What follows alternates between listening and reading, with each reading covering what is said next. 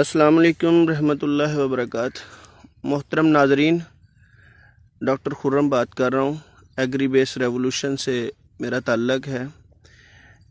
इस फील्ड के अंदर हमने पी पोटाश इस्तेमाल करवाई है। ये फील्ड है, ये तकरीबन 12 से 13 दिन इसकी उम्र है।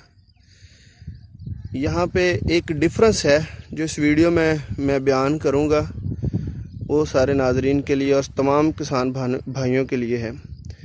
हम पी पोटाश के बारे में कहते हैं कि जहाँ पे पी पोटाश इस्तेमाल होती है वहाँ पे ज़मीन ज़्यादा नरम होती है, ज़मीन का वत्तर बेहतर होता है और पौधा बेहतर खुराक लेता है और ज़मीनी बीमारियों से भी पौधा महफूज रहता है।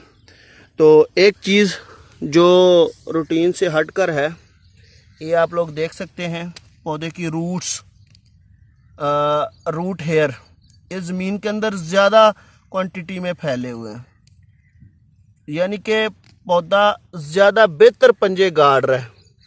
ये आप देख सकते हैं, ये जड़ें पौधे की बाहर तक फैली हुई हैं, ज़मीन से बाहर तक आई हुई हैं। ये चीज़ जहाँ पर पी पोटाश इस्तेमाल नहीं हुई वहाँ पर ये चीज़ आपको देखने में नहीं नज़र आएगी। तो ये देखें जी, ये सिर्फ उस जगह पर है जहाँ पर पी पोटाश इस्तेमाल हुई है।